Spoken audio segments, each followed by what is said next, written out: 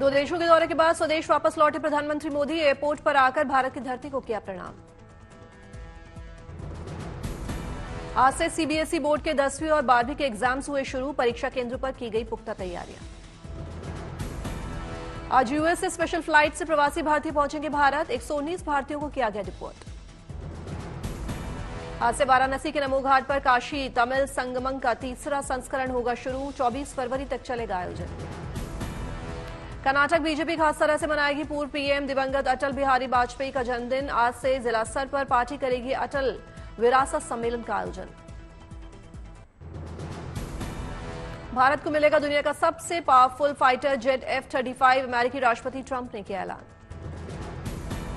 Bharat America की इस deal से बढ़ेगी भारतीय वायुसेना की ताकत। रडार के पकड़ में नहीं आता F-35 fighter jet. F-35 fighter jet हवा में मार करने के साथ साथ हवा से जमीन पर दुश्मन का ठिकाना ध्वस्त करने में है सक्षम। हाईटेक सेंसर से लैस है F-35 फाइटर जेट। डेटा को तेजी से इकट्ठा कर पायलट के साथ करता है साझा। दुनिया के सिर्फ 3 देशों अमेरिका, चीन और रूस के पास है 5th generation fighter jets. Bharat America की इस डील के बाद अब भारत भी इस लिस्ट में शुमार।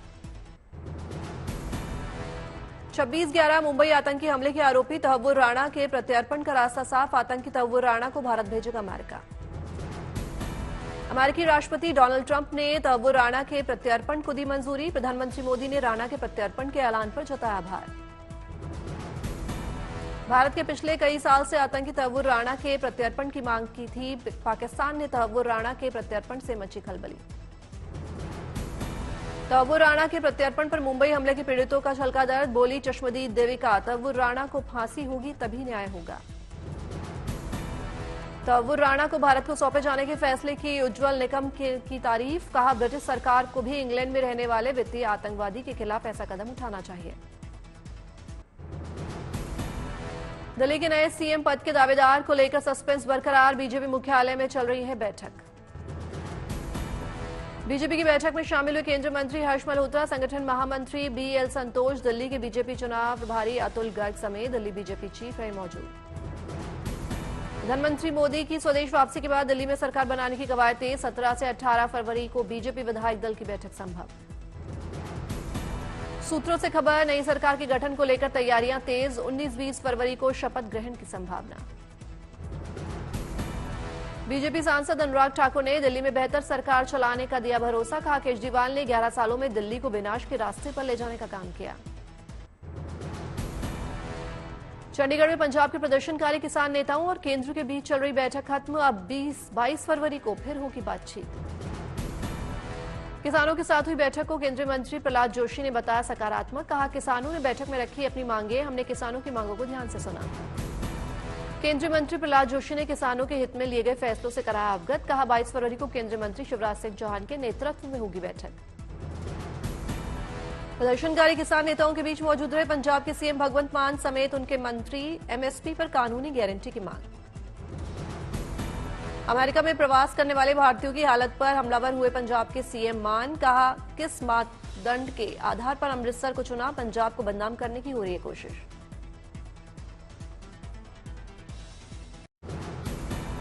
पंजाब के सीएम मान ने प्रधानमंत्री मोदी पर साधा निशाना। कहा जिस वक्त ट्रंप प्रधानमंत्री मोदी से मिल रहे थे उस वक्त अमेरिकी हमारे लोगों को बेड़ियां डाल रहे थे।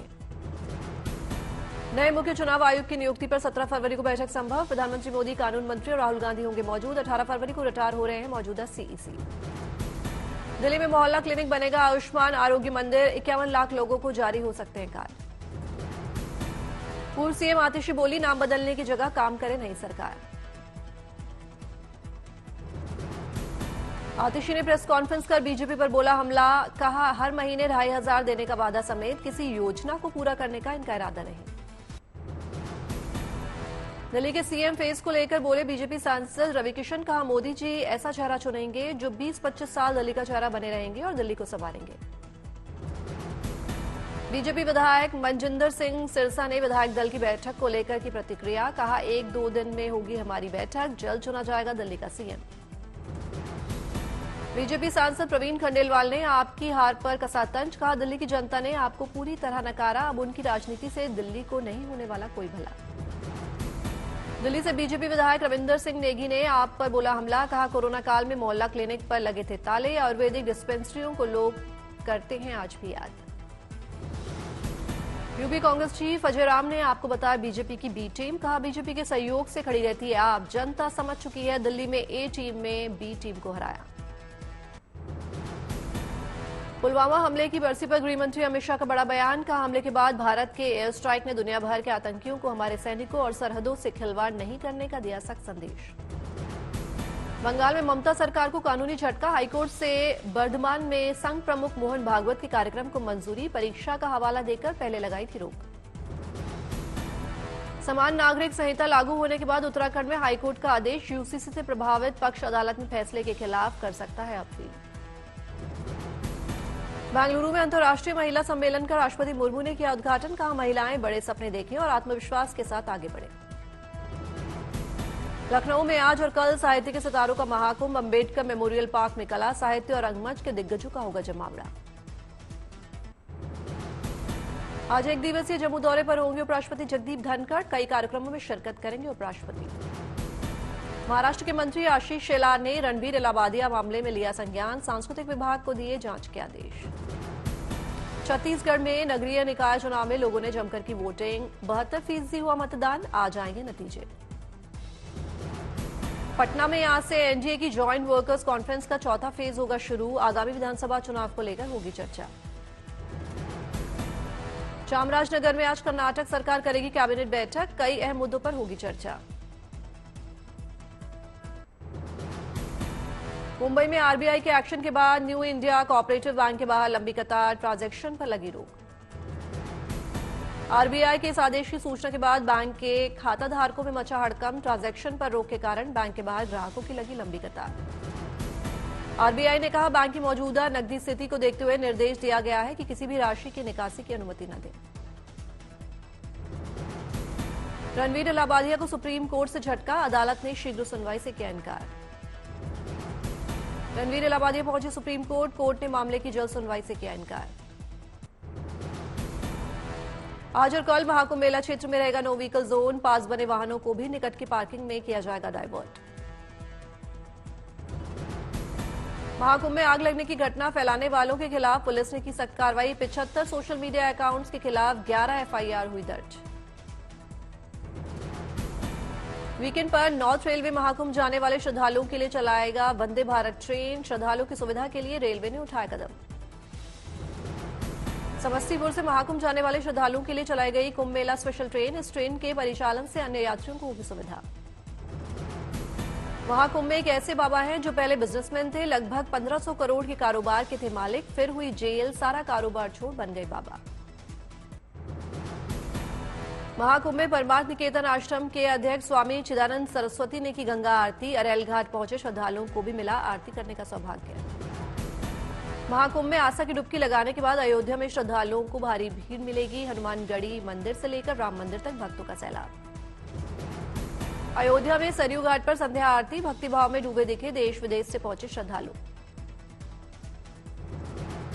वाराणसी में बाबा विश्वनाथ के दर्शन के लिए श्रद्धालुओं की उमड़ी भीड़, सुगम दर्शन के लिए पुलिस ने की दुरुस्त व्यवस्था।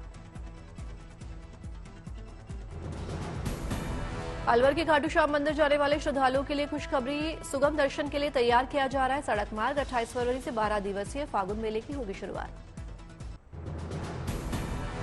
महाकुंभ में आज Guinness book of world record में दर्ज हुआ नया रिकॉर्ड, गंगा और संगम पर बने 3 घाटों पर 300 सफाई कर्मियों ने सफाई कर रचा कीर्तिमान। भारत की नदियों और जल निकायों की स्वच्छता सुनिश्चित करने की दिशा में लोगों को किया गया जागरूक, कल स्ट्रीट स्वीपिंग में विश्व रिकॉर्ड बनाने की तैयारी। 15 फरवरी से 15,000 सफाई कर्मी एक साथ सड़कों की करेंगे सफाई, संगम क्षेत्र के 10 किलोमीटर तक चलाया जाएगा सफाई अभियान। संगम की धरती पर 16 फरवरी को ई रिक्शा संचालन का बनेगा रिकॉर्ड, मेला क्षेत्र में त्रिवेणी मार्ग पर एक साथ चलते नजर आएंगे 1000 ई रिक्शा। 17 फरवरी को 10,000 लोगों के हाथ के छापे, हैंडप्रिंट लेने का बनेगा रिकॉर्ड, तैयारियां पूरी।